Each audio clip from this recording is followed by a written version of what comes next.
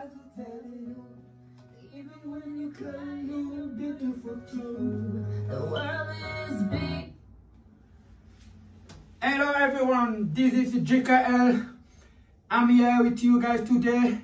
Like I always say, it's my pleasure to come through the screen in you guys' house and to share with you guys about of everything who is bother me or is bother my people back home or is bother all the head together.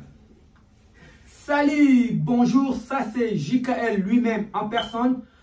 Comme je viens de dire, c'est toujours un plaisir pour moi d'être dans vos maisons. Ça dépend de l'heure à laquelle que vous allez suivre. Mais aujourd'hui, j'ai des sujets très importants. J'aimerais partager encore avec vous, mon peuple congolais. Ce qui veut dire que mon émission sera encore plus en lingala qu'en français. Bandeko nanga ba congolais, mbote mingi esika nyonso bozali. Esengo mingi po nangai ya tango nyonso soki na salisi mutu nangai na yaka na partager ngona bino. Alors, je vais vous encourager à Bova libre, net Congo est un pays démocratique, tout le monde est libre de dire ce qu'il a besoin sans atteindre aux gens par les insultes. Donc, le clavier sera là ouvert. J'apprécierais d'avoir vos commentaires, que ce soit négatif ou positif, mais c'est ce qui va m'aider à avancer dans ce travail que je suis en train de faire. Hey guys, today I have a subject I would like to share with you guys, but I'm speaking my language. I'll be sorry. Anytime I have any subject in English, I will come back. But in this time, I'm fighting for my country. Understand? So I will greet to you guys and I will congratulate you guys. I will say thank you for you. Oh, you are helping me to push this channel forward and survive. Today we have a 326 subscribers. I'm very glad and I'm happy. Only one point I'm asking you guys, please check where you subscribe. There's a cloche.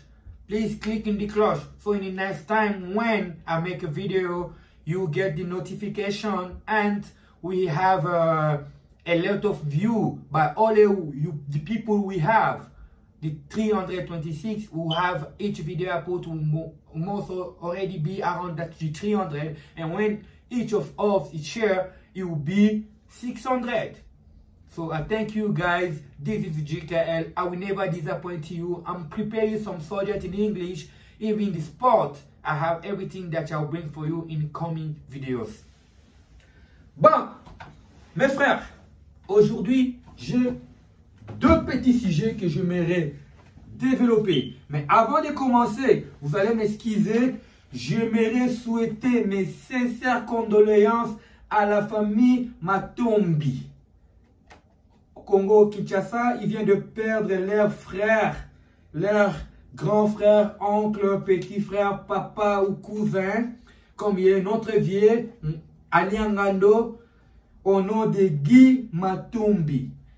Donc, son âme repose en paix, sa famille biologique et sa famille d'Engando.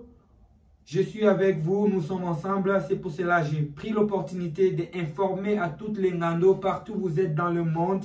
Nous venons de perdre notre frère au nom de Matondo Guy Matondo. Il est mort hier et le programme vous sera communiqué dans des prochaines vidéos. Vraiment, ça fait mal. Mais, si j'ai mis balé dans la zone, on a bino lelo, Evani. Le mariage entre Martin Fayoulou et Joseph Kabila Kanambe. Ça fait trop mal, Bande Konangayi. Ça fait trop mal. Trop mal. Ayoka, musicien moka Kongola loba, que bana, bakima kimboa, mais bazongi li sous le maboko mboa. Comment expliquer? Qu'est-ce que je veux dire par là? Tovanda ki biso nyonso na Congo ezala ba combattant, ezala ba oyo bazana kin, oyo bazana libanda, on avait créé une force pour chasser le pouvoir de Joseph Kaname, le king de Kingakati. On a fait un grand combat. Ça nous a pris des années. Si je ne me trompe pas, on a fait au moins 18 ans ou 12 ans. Ben, c'est déjà trop. Fayulu, Martin Fayulu, mon vieux, aujourd'hui, il prend décision d'aller se rejoindre avec Kabila, Kaname. Ça me pousse à imaginer que, oui, c'est vrai, on n'a pas de leader politique. On n'a pas de leaders politiques matures. Ils sont tous des immatures dans la politique. Et vous allez m'excuser. Moi, je ne suis pas là pour insulter, mais je peux qualifier des voleurs. Ce n'est pas des insultes, c'est des voleurs.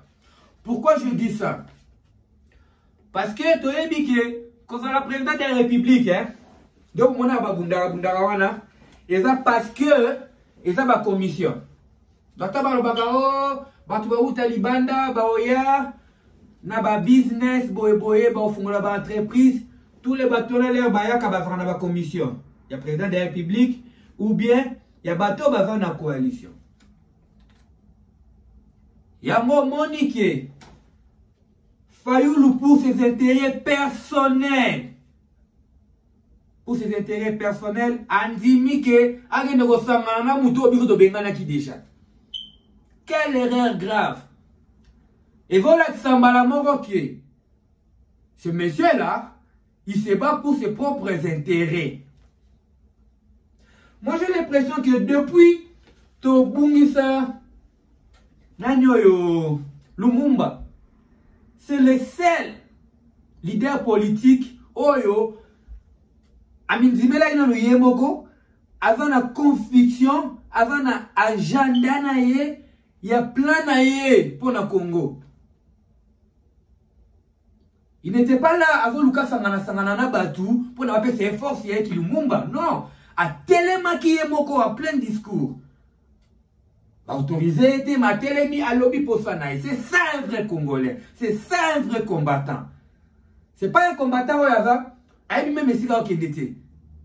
Avant le gars intérêt naïe. Kagane na lobara même bino ba combattant bozawa. Ogobundana makatinoka okinomona Félix. Na mona Félix tona kutana na Onginda. Non. Il faut arrêter les histoires yaba intérêt personnel. Fayulu abengaki ba kombo belé na mariage o ezalaki ya nani ya Félix na Joseph. Marionnette. Bazo utilisé. Il fait que représenter. Avant de dire chauffeur Kitty, il y a eu plein de noms au Bimisi. Si on a vu les binos au peuple. Au peuple, on va soutenir Fayulu. Parce que Mbappé, n'a fallu une vidéo mais autant le Canabi. Jamais n'a pas contre Fayulu. Parce que Fayulu n'est pas un Congolais. Je ne sais pas s'il a raison ou bien il a tort. Je ne suis pas là pour pointer les doigts. Maintenant, on a un peuple congolais. Tout comme on a un système moko neti européen ou américain. Il y a plein de partis politiques. Nana monate na poto wa wanayoka mo coalition obdo za kanangwana. Bobo bino osala ba coalition moko même na ba miyibi. Na ba miyibi bo sala coalition. Je vais vous donner un exemple. Président Félix Leba qui est dans un groupe de 4 wana basala coalition. Aeba ipe mitema ya batu wana te. Bakabwani basala coalition mususu ye na Vital Kamerhe. Aeba mutema Vital Kamerhe te. Il y a les gens qui viennent dans la coalition, bon sont aux accords. Non, on a 40%, il y en a 20%, on a ministre, on a salabo, on a salabo. Et la mususu azoya avoluka non ngai ata na vie na pouvoir te. Imaginez-vous qu'il y a Mikiti Sakiti na niveau comme anae directeur à cabinet. Mais en même temps, il dit que dans l'élection, il n'y a pas la maison comme président. Donc, Anzimi a comme directeur à cabinet pour la nini. Pour na abanda ko benda déjà bambongo parce qu'il y a intention na ye c'est du vol. Intention na bango ba politicien ebele et va koiba. Ko s'enrichir ba poche na bango. Au moment où on a bino biso ba peuple congolais, moi je suis l'exception parce que la tête si j'ai dit je parlais et je prends mes décisions seul. Cette chaîne-là, il n'y a personne qui est en arrière de moi qui va me dire que non, chaîne il va à Kabila, chaîne il va aller à Félix. Non! Je vais être transparent. Je vais amener ce que beaucoup de journalistes et Balobaka. Oh, Nani, au milieu du juge au milieu du village. Bah, ça au milieu du village. Juge, Koutoute, avocat, na parti politique moko. Des journalistes et belé bakomi. Bah, de konanga. Bofongo la misu. Fayulu Alexis Bino déjà que avant na besoin na binoté. Avant na besoin il y a pouvoir. Mais faut Fayulu avant qui na besoin na bino. Combat évoque déjà bien. To disco que na minute to komina des candidats de père et de mère.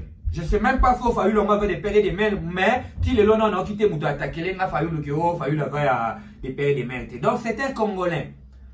Moi je pourrais vous encourager et que pesa au conseil. Ya kolongo wana libala na yoko kota wana. Ok ko pesa makasi pas ya mutoyo alingala bomabino. Vous comprenez? Est-ce que vous pouvez nous sauver Lyon à Liboulou? Lyon quoi na Liboulou yoko que nous sauver? Non. C'est ça. Papa, zonga na maele na yo, yaka, continuer chemin na oningo ando continuer. Soki otanga maki ova la présidente de la République. Bolo barangot, ok na l'église, toute autorité vient d'aider. Ata ya Kabila wana banego faire souffrir biso. Nzamba dimaki azala wana. Nzamba lingaka azala wana pour le peuple congolais bo fongola misu, bo zo maele. Tangu ngonge boya na kobimisa. Muto obino ovolela lela ke bangona bazokota tant obimisa e boyi bandeni ya protéger liki. Bato basimbi liki ba bundali soute.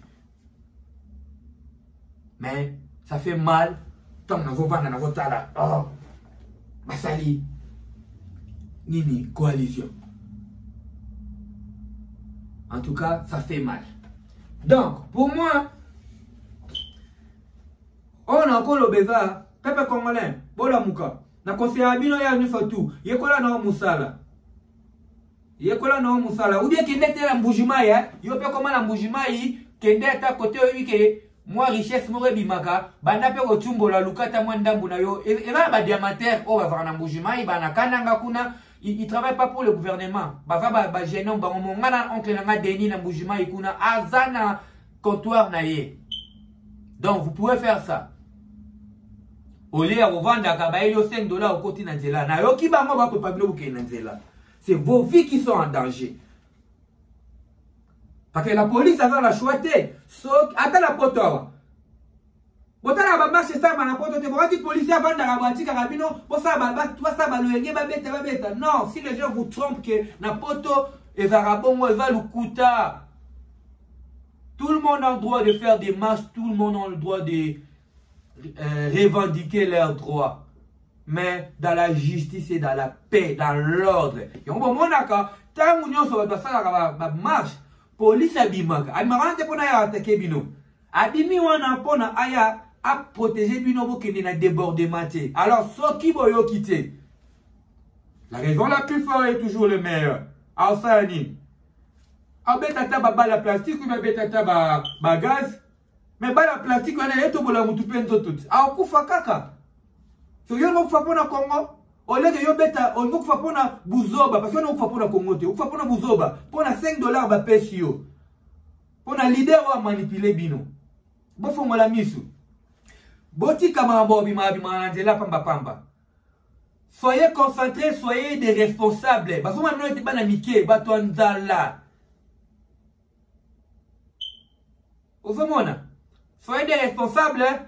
Boba na kotala bango, bo analyser bango, bo zela ke tangu élection koya, toyebi nani toko voter, nani toko voter, c'est tout. Osolanda, et fala pasi mingi. Na esalinga sou pasi, namoni batu penani tu vo fa ali sous-souté. Depuis quand, boy bisanga depuis quand? Excusez-moi mes frères. Depuis quand la prière automesana na yango? Il y a notre Père qui est aux cieux. Et comment prière il y a aussi la pour nous. Et depuis quand comment prière il y a bandoki. Jésus là aya qui a essayé de quitter, a essayé de biso bandimia et tout ça bila notre Père qui est aux cieux. Veut dire vous la savez là que non qui ndoki na biso ba congolais et zo mona na misu.